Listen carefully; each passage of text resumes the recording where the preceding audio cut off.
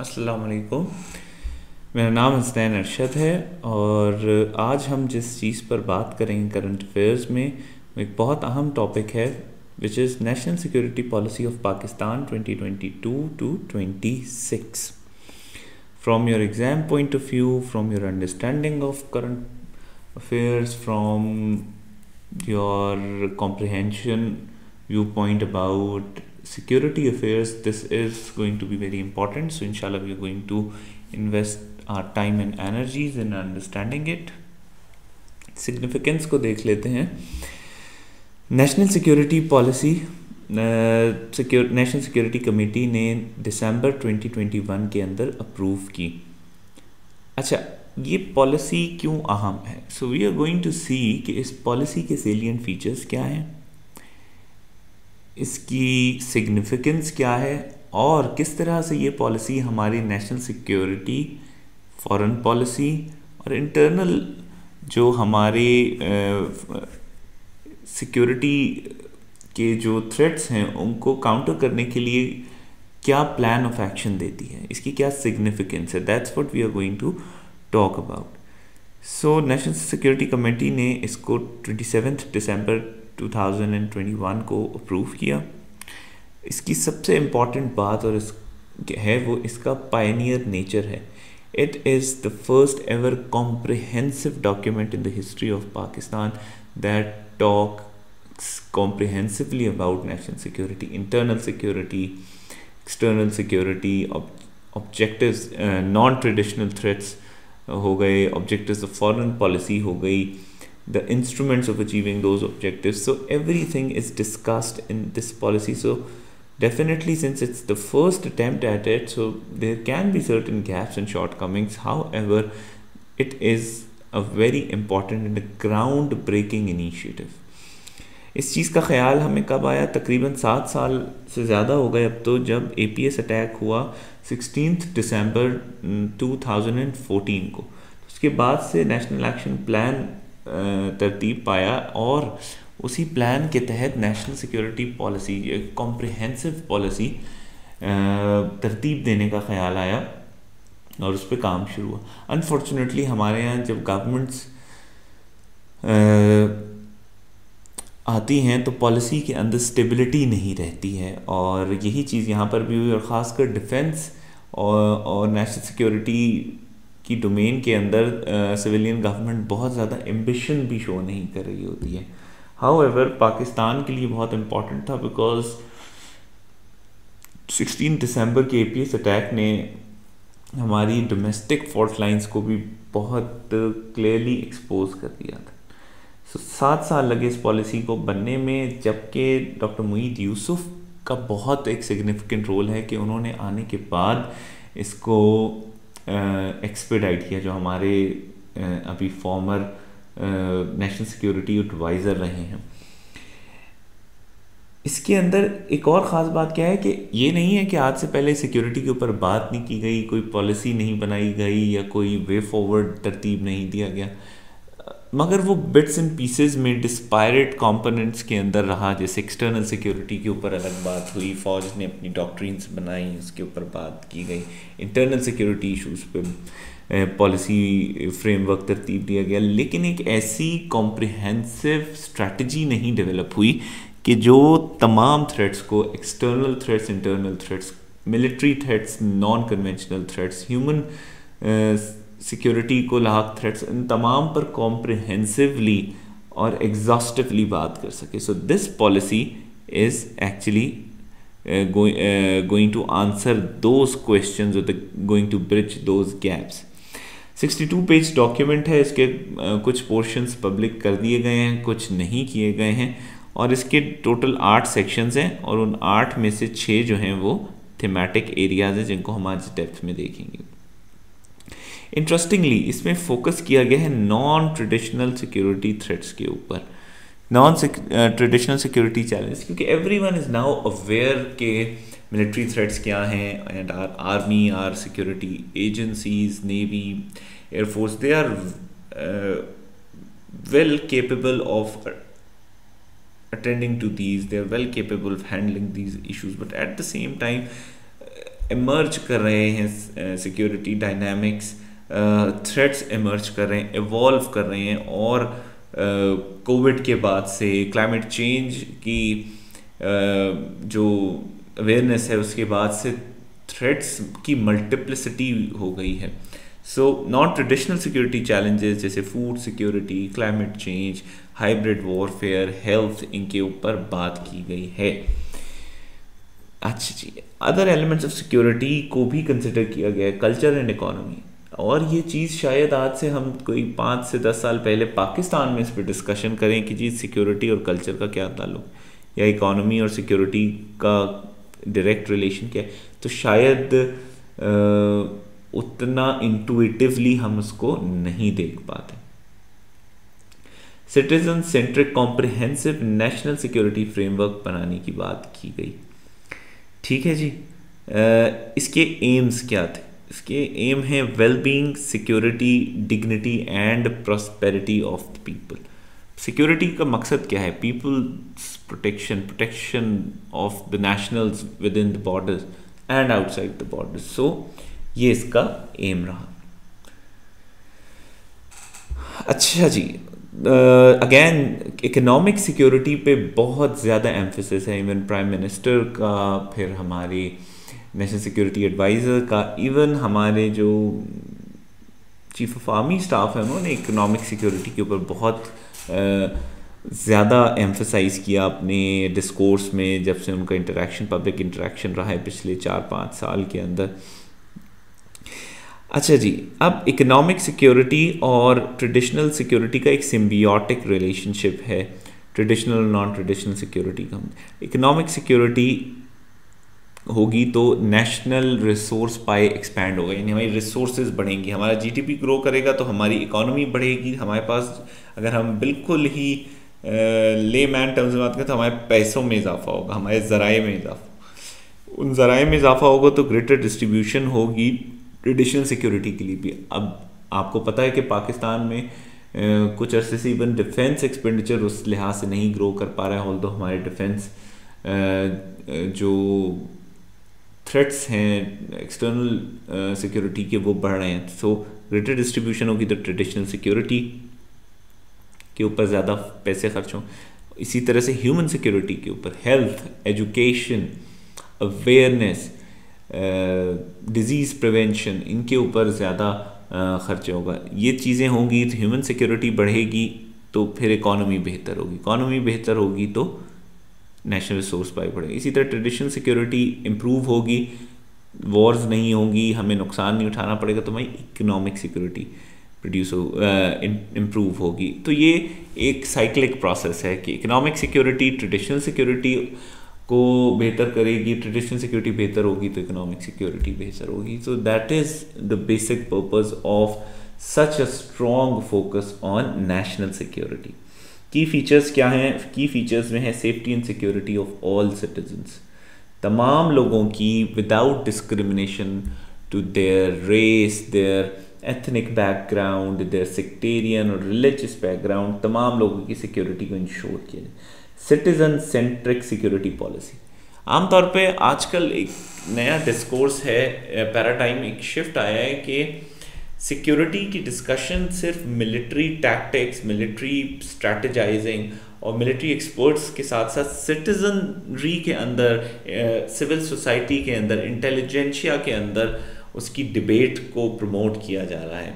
सो citizen centric security policy की बात है।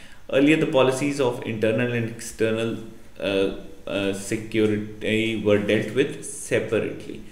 उनको अलग अलग आइसोलेशन में, साइलोज में देखा जाता था कि जी इंटरनल सिक्योरिटी में हमने देख रहे हैं कोई दहशतगर्दी की इतनी बड़ी कोई एक्टिविटी ना हो जाए, लॉ एंड ऑर्डर रहे, गैंग्स को हमने इन चेक रखना है। मगर अब एक कॉम्प्रिहेंसिव और होलिस्टिक डॉक्यूमेंट आया है जो कि गाइडलाइन प्रोवाइड करता है। Not only does it cover territorial integrity but also human security. जिस मुल्क की इकोनॉमिक सिक्योरिटी नहीं है, ये फैटफ ने हमें, FATF से हमें पता चल गया, उसकी जो एक्सटर्नल सिक्योरिटी है वो भी हमेशा थ्रेटन्ड रहेगी।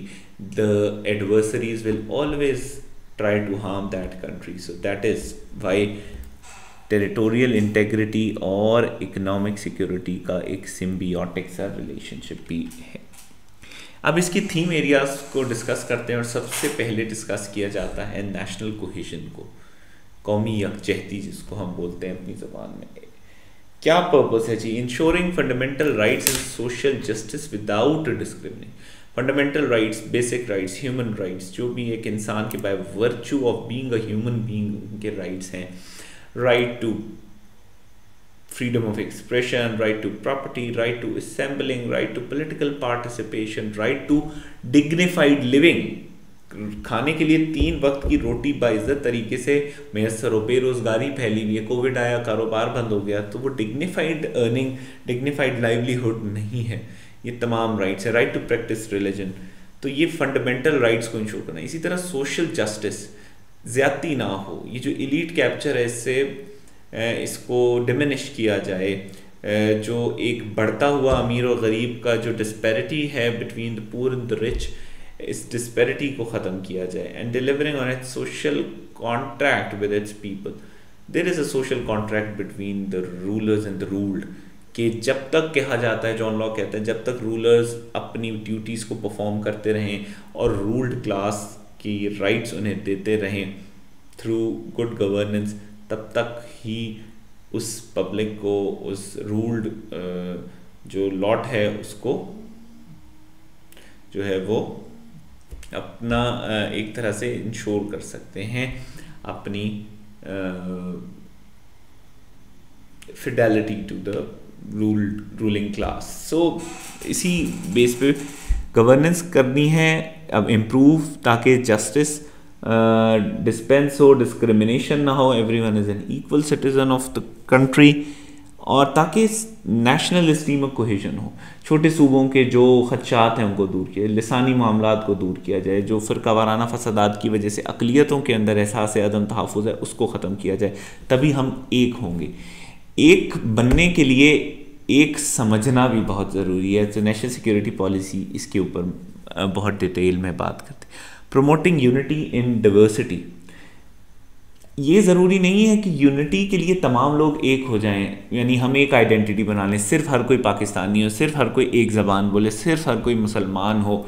नहीं, डाइवर्सिटी के अंदर यूनिटी क्रिएट करें। People should take pride in being different but at the same time being loyal to the country, being able to coexist, coopt. हर कोई अपने तरीके से, अपनी स्पेशलाइजेशन, अपनी एबिलिटी के हिसाब से मुल्क की तरक्की में अपना किरदार अदा करे। Patriotism by cherishing our ethnic, religious, cultural and linguistic diversity, that's a very important statement.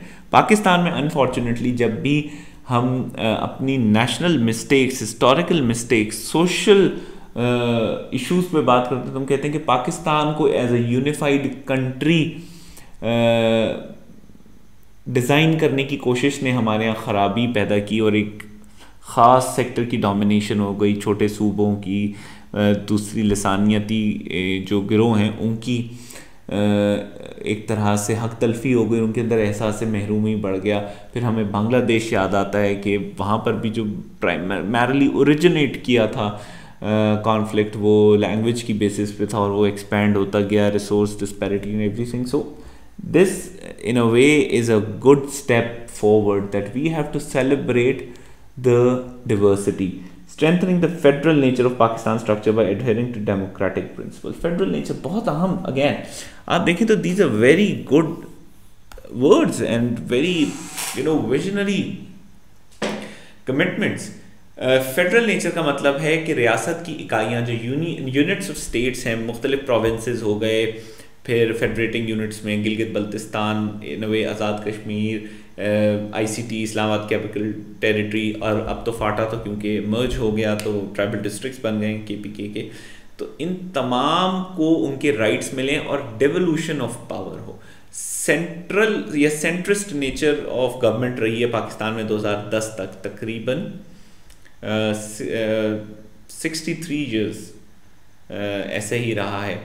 तो अब 18वीं तरमीम के बाद सूबों को इकोनॉमिक फ्रीडम मिली है, उनको इकोनॉमिक रिसोर्सेज में ज़्यादा से मिली है, डेवोल्यूशन ऑफ पावर हुई है। तो ऑल्दो पॉलिटिकल एक डिस्कोर्स तो रहा कि जी नहीं 18वीं तरमीम को रिवर्स कर दें और ये नहीं हो रहा वो नहीं हो रहा, लेकिन in the security policy stresses upon the federal nature of Pakistan structure के छोटे सूबों को खासकर और तमाम सूबों फेडरेटिंग यूनिट्स जितनी भी वफाकी इकाइयाँ हैं उनको डेमोक्रेटिक प्रिंसिपल्स के तहत उनको स्ट्रेंथन किया जाए and ensuring harmony among federating units in territories, और एक हार्मनी यकजहती की फ़ज़ा हो, जो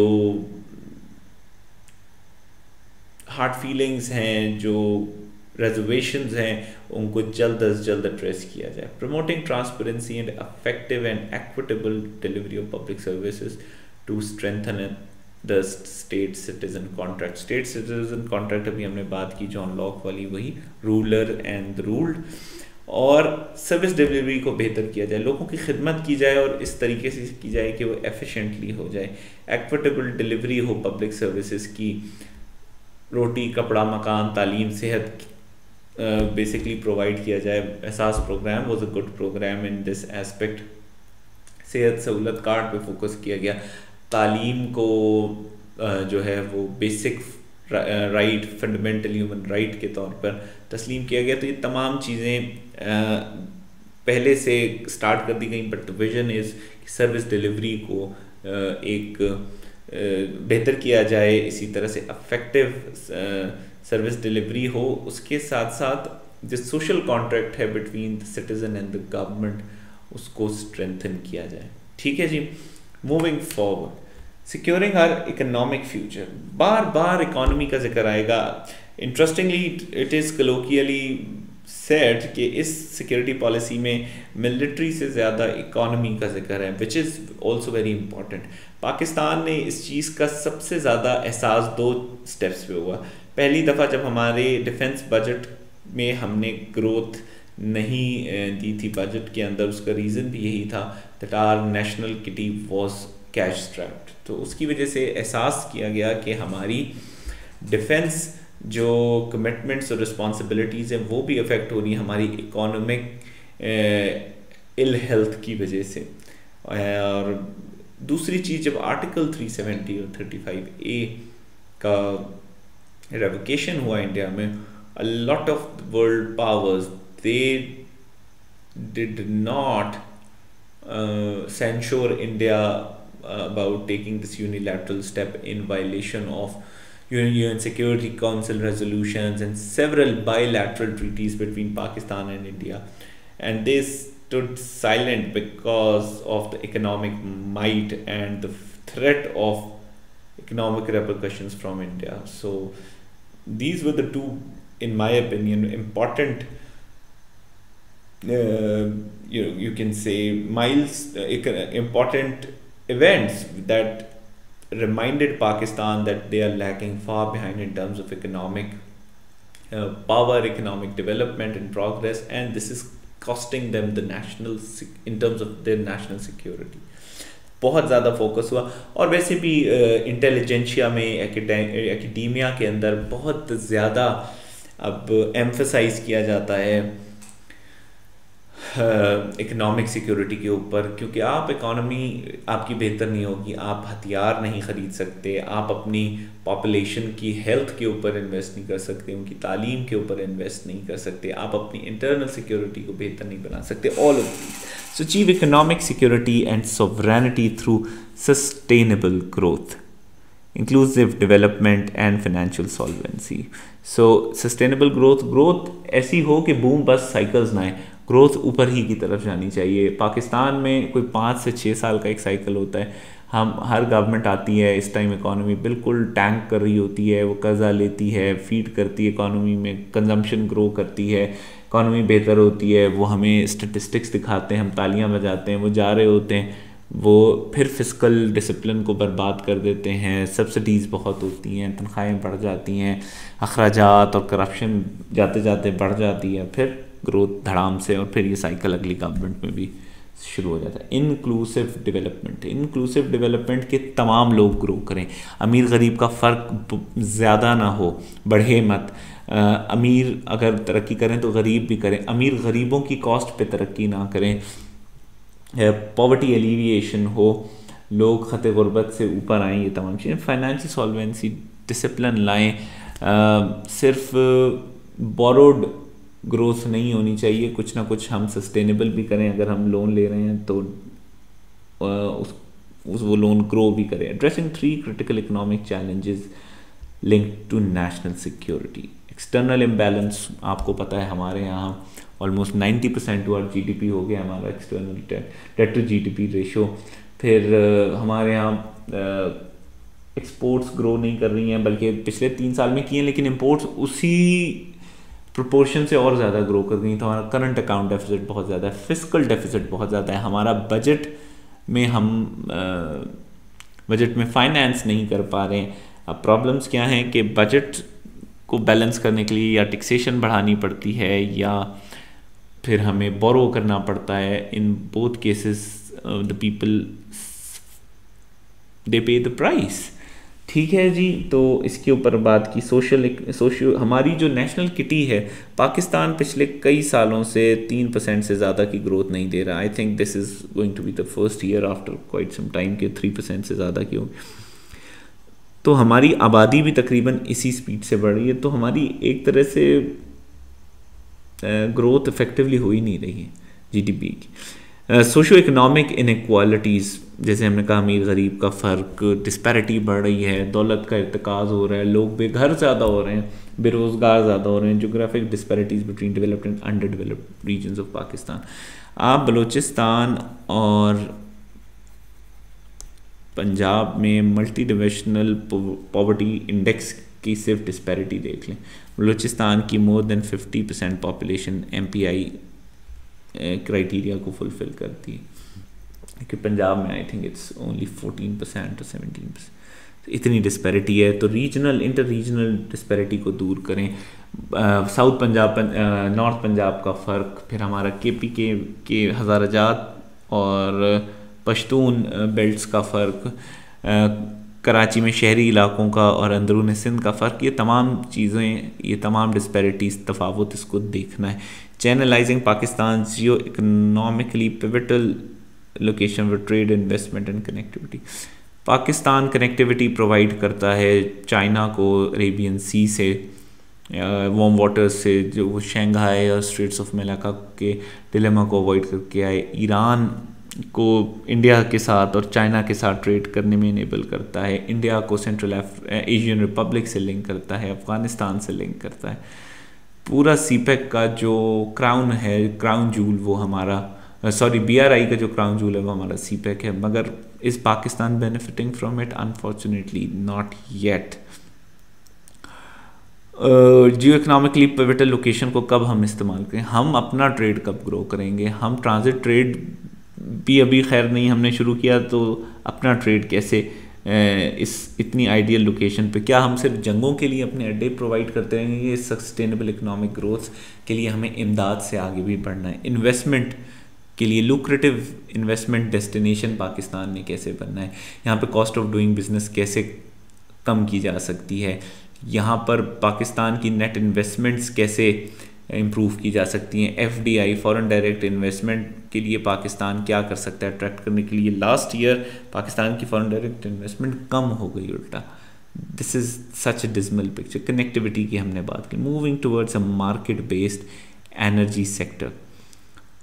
एनर्जी सेक्टर ऐसा हो जो मार्केट ड्रिवन हो, यहाँ पर एनर्जी की कॉस्ट को कम किया जा सके, एफिशिएंट एनर्जी जनरेशन हो, कॉस्ट ऑफ डूइंग बिजनेस कम हो, ईज़ ऑफ डूइंग बिजनेस बढ़े, इंडिजिनस एनर्जी रिसोर्सेज के ऊपर रिलाई किया जाए। इकोनॉमिक सिक्योरिटी है तो ऑयल, आप देख लें ऑयल ने हमारा कबाड़ा निकाल दिया है इस टाइम पे। अगर अभी ऑयल प्राइसेस क्योंकि ग्लोबली भी बहुत बढ़ रही हैं तो हमें बढ़ाना पड़ेगा, हमारी ग्रोथ का इंजन मज़ीद सुस्त हो जाएगा, लोगों के ऊपर महंगाई का बम टूट पड़ेगा। इसकी जगह अगर हम indigenous resources, solar, wind, nuclear और हाइडल, इनके ऊपर अगर फोकस करें, एकदम नहीं होगा, लॉन्ग टर्म है, पैसे लगेंगे, लेकिन लॉन्ग टर्म विजन में यही हमें सपोर्ट करता है, तो हमारी हालात बेहतर हो जाएंगे। Ensuring access to affordable quality education and ushering in an era of knowledge based economy. तो ये तमाम चीज़ें, बाकी थीमेटिक एरियाज़ को हम नेक्स्ट सेशन में डिस्कस करेंगे. So I hope you were able to understand it. Thank you very much.